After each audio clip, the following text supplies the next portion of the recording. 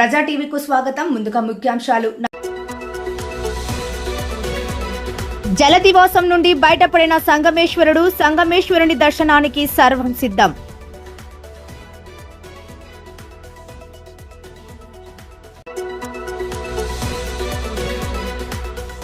వక్ఫ్ board ఆస్తుల పరిరక్షణకు PD యాక్టే సరైన చర్య. ఆంధ్రప్రదేశ్ శాసనసభలో వక్ఫ్ బోర్డు ఆస్తుల పరిరక్షణపై వ్యాఖ్యానించిన మంత్రి ఫారూక్.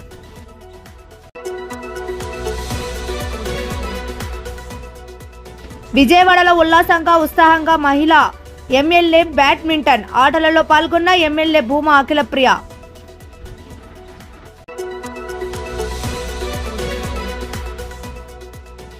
ఎన్టీఆర్ జిల్లా విజయవాడ వైఎస్ఆర్ కాలనీలో డ్వాక్రా రుణాల పేరుతో ₹1 కోటి మోసం.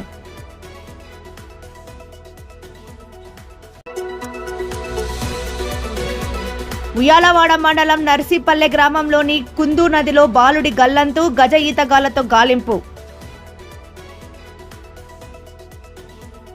నంద్యాల జిల్లా కొత్తపల్లి మండలంలోని సంగమేశ్వర క్షేత్రంలో సప్త నదుల సంగమేశ్వరుడు కొద్ది నెలల అనంతరం జలాదివాసం నుండి బయటపడ్డారు. దీంతో సంగమేశ్వరుడికి ప్రత్యేక పూజలు నిర్వహించి భక్తుల దర్శనానికి దేవస్థానం అధికారులు సర్వం సిద్ధం చేస్తున్నారు.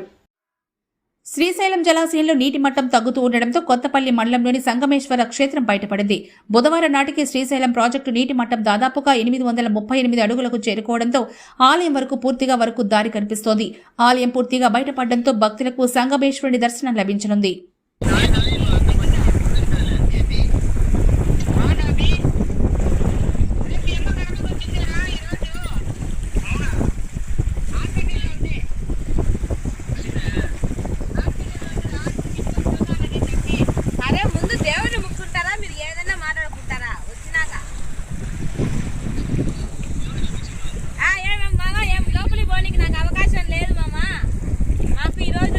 ఆడ సైడ్ కుంది చూడు గ్యాప్.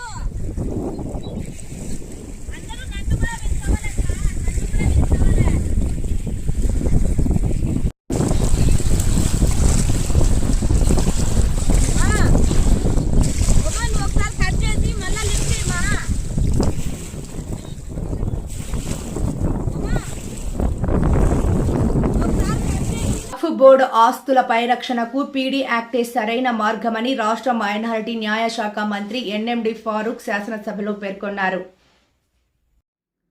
ఆంధ్రప్రదేశ్ శాసనసభలో రాష్ట్ర న్యాయ మరియు మైనార్టీల సంక్షేమ శాఖ మంత్రి ఎన్ఎండి ఫరూక్ వక్ఫ్ బోర్డు ఆస్తుల పరిరక్షణపై ప్రసంగించారు. వక్ఫ్ ఆస్తులు మైనార్టీలకు సంబంధించి కీలకమైన ఆస్తులుగా ఉన్నాయని, వాటిని కాపాడడం తమ ప్రభుత్వ ప్రధాన బాధ్యతేనని పేర్కొన్నారు. గత ప్రభుత్వ హయాంలో వక్ఫ్ ఆస్తులపై జరిగిన అక్రమాలను తక్షణమే తొలగించేందుకు కఠిన చర్యలు తీసుకుంటామని స్పష్టం చేస్తూ వక్ఫ్ బోర్డును మరింత పటిష్టంగా మార్చి వక్ఫ్ ఆస్తులను పరిరక్షించి వాటిని ఆదాయ వనరులుగా మార్చి మైనార్టీల సంక్షేమం కొరకు ఉపయోగించేలా ప్రణాళికాబద్ధంగా పనిచేస్తామని తెలిపారు. 2001 తర్వాత వక్ఫ్ ఆస్తుల సర్వే గత వైసీపీ ప్రభుత్వంలో సర్వేలు జరగకపోగా పూర్తిగా అన్యక్రాంతం చేశారని అన్నారు. తిరిగి కూటమి ప్రభుత్వం అధికారం చేపట్టాక వక్ఫ్ ఆస్తుల పరిరక్షణకు చర్యలు తీసుకుంటుందన్నారు. ఉమ్మడి రాష్ట్రంలో దాదాపుగా 62,000కు పైగా ఉన్న ఆస్తులు సగానికి పైగా అన్యాక్రాంతమయ్యాయని, వాటిని ఏం చేయాలి, ఏమి చర్యలు తీసుకోవాలనే అంశంపై సలహాలు, సూచనలు తీసుకుంటామన్నారు. ఈ విషయంపై స్పీకర్ స్పందిస్తూ అన్ని ప్రాంతాల్లో ఈ ఆస్తులు అన్యాక్రాంతం అయ్యాయని అధికారులతో చర్చించి కఠిన నిర్ణయాలు తీసుకోవాలన్నారు. దీనికి మంత్రి స్పందిస్తూ పీడీ యాక్ట్ పెడితేనే ఆస్తుల పరిరక్షణ జరుగుతుందని అన్నారు. గవర్నమెంట్ ఇంటర్ఫియర్ కాకుండా ఎట్లా? కలెక్టర్ ఉండాలా, ఎస్పీ పోవాలా, సబ్ రిజిస్టర్ ఆఫీస్తో నోటిఫికేషన్ చేసామయ్యా మీరు ఈ వకాస్తులు పరిరక్షించాల్సిన అవసరం ఉంది, మీరు రిజిస్టర్ చేయకూడదని. ఏ పెడతాడు 420 అంటే ఏ పెడతాడు, రిజిస్టర్ చేస్తున్నాడు. అట్లా రిజిస్టర్ చేస్తున్నాం. దానికి మనం మీరేదైనా కరెక్ట్ ఇప్పుడు సార్ దీనికి 2001లో నేనే సర్వే చేయించాను సార్, జాయింట్ సర్వే చేయించా. అప్పుడు కాంపోజిట్ స్టేట్ ఉన్నాయి.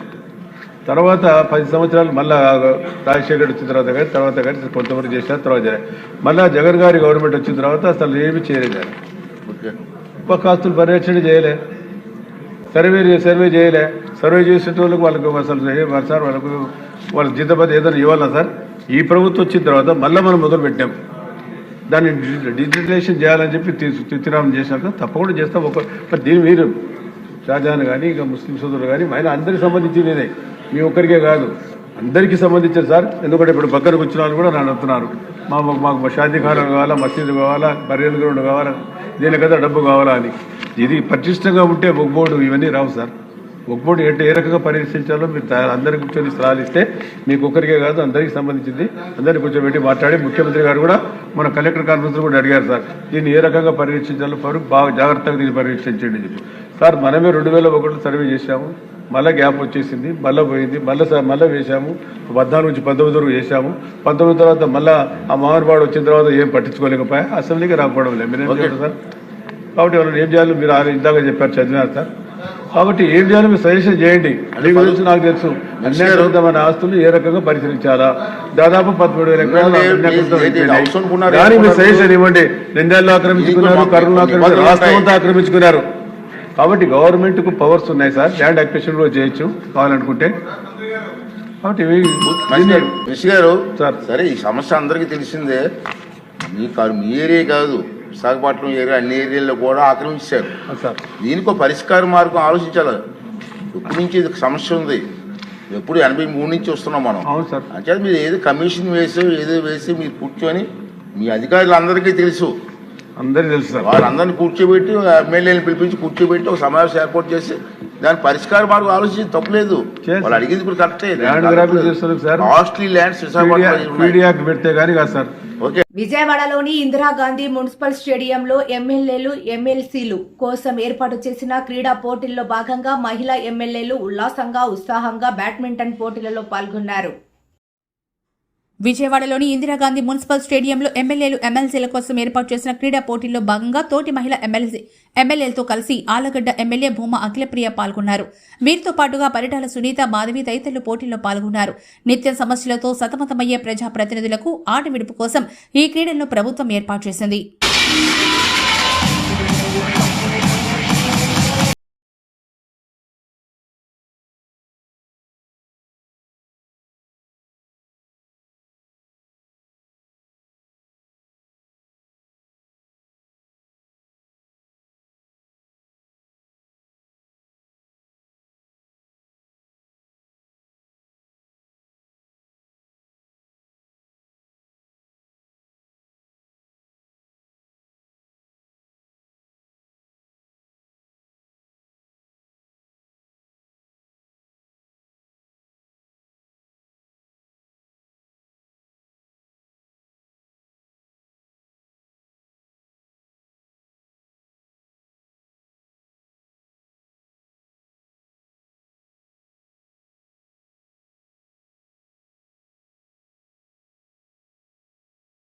ఎన్టీఆర్ జిల్లా విజయవాడ వైఎస్ఆర్ కాలనీలో డ్రాక్షా రుణాల పేరుతో ₹1 కోటి ఆర్పీ మరియు సీఓ మోసం చేసినట్లు మహిళలు వాపోతున్నారు. వైఎస్ఆర్ కాలనీలో ఉండే డ్వాక్రా గ్రూప్ కి సంబంధించిన RP Rani CO Rajesh take over groups పేరుతో మోసం చేశారని మహిళలు ఆరోపిస్తున్నారు.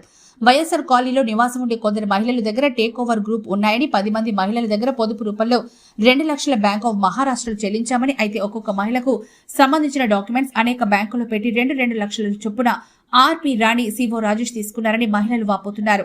మహిళల డాక్యుమెంట్స్ పెట్టి లోన్లు పెట్టడం, లోన్లు ఇచ్చే సమయానికి మహిళలను తప్పించడం, ఆ లోన్స్ వారే వాడుకోవడం జరిగిందన్నారు. పొదుపు కట్టిన 2 లక్షల రూపాయలు మోసం చేశారని, కొంతమంది మహిళలకు నీ డాక్యుమెంట్స్ పెట్టి లోన్లు పెట్టాం కాబట్టి లక్షకు 5,000 కమిషన్ ఇస్తాం, సైలెంట్ గా ఉండండి చెప్తున్నారని, బ్యాంకులో లోన్ పెట్టిన 20 లక్షలు ఇవ్వకుండా పొదుపు కట్టిన 2 లక్షల రూపాయలు డబ్బులు కూడా ఇవ్వకుండా మోసం చేశారు అంటూ మహిళలు వాపోయారు.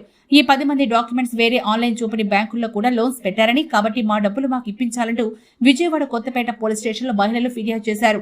కొత్తపేట పోలీసులు కేసు నమోదు చేసి దర్యాప్తు చేస్తున్నారు. నేను 2,20,000 మహాలక్ష్మి గ్రూప్కి ఇచ్చానండి. ఆ లోన్ తప్పించేసి వేరే గ్రూప్ పెట్టుకొని ఆ డబ్బులు తీసేసుకున్నారండి. 10 మందిని తొలగిచ్చేశారు. 8 నెలలు అయింది. ఇంకా వస్తుంది అనుకుంటే నాకు వేరే వాడు చెప్తే అప్పుడు పట్టుకున్నానండి. ఆర్పి పేరు రాణి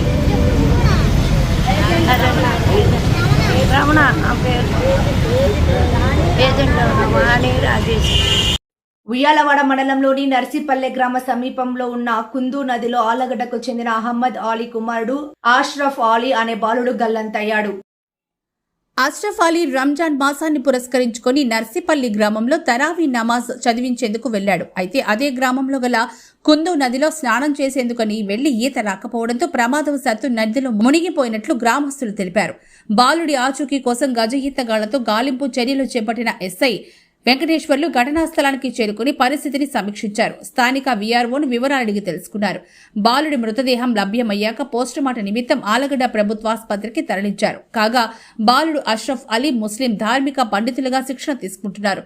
పవిత్ర రంజాన్ మాసంలో ఆయన మృతి చెందడంతో ముస్లిం ధార్మిక పండితులతో పాటు పట్టణ ప్రజలు కూడా తండోపతండాలుగా తరలివచ్చారు. జాయింట్ యాక్షన్ కమిటీ కన్వీనర్ బీరువాల భాష కూడా మృతదేహాన్ని పరిశీలించి వారి కుటుంబ సభ్యులకు తమ ప్రగాఢ సానుభూతిని తెలిపారు. తల్లిదండ్రులు తమ పిల్లల పట్ల ప్రత్యేక శ్రద్ధ ఉండాలని, ఈతకు వెళ్లే క్రమంలో ఇలాంటి ప్రమాదాలు సంభవిస్తాయని, ఇలాంటి ప్రమాదాలు సంభవించినప్పుడు కుటుంబం ఎంతో వేదనకు గురవుతారని ఆవేదన వ్యక్తం చేశారు. ప్రభుత్వం అష్రఫ్ అలీ కుటుంబానికి చేయూతనిచ్చి ఆదుకోవాలని కోరారు. ఈ కార్యక్రమంలో గడకారి సోని హజరత్ చైతన్య ఎడ్యుకేషనల్ సొసైటీ అధ్యక్షుడు వర్ధనాచారి, ఫ్రూట్స్ మండీల అధినేత షర్ఫుద్దీన్, పెద్ద సంఖ్యలో అలీంలు, హఫీజ్లు, బీరువాల భాష అభిమానులు పాల్గొన్నారు.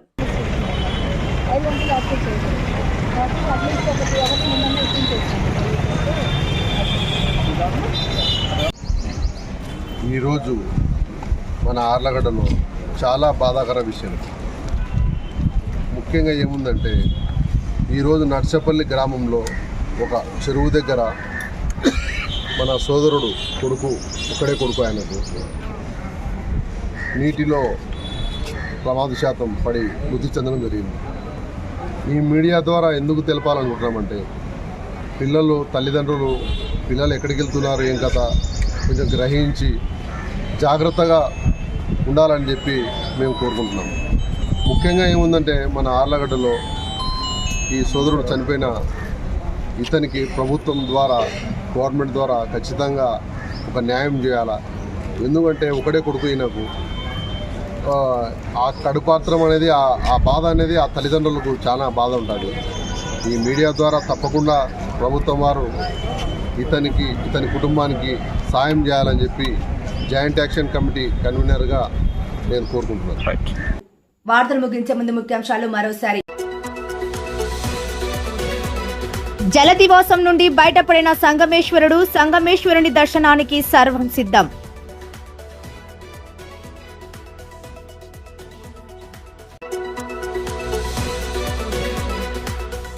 వక్ఫ్ బోర్డు ఆస్తుల పరిరక్షణకు పీడీ యాక్టే సరైన చర్య. ఆంధ్రప్రదేశ్ శాసనసభలో వక్ఫ్ బోర్డు ఆస్తుల పరిరక్షణపై వ్యాఖ్యానించిన మంత్రి ఫారూక్.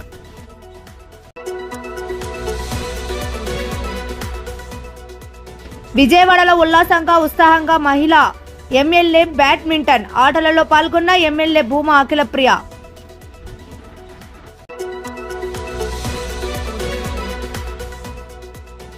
ఎన్టీఆర్ జిల్లా విజయవాడ వైఎస్ఆర్ కాలనీలో డ్వాక్రా రుణాల పేరుతో ₹1 కోటి మోసం.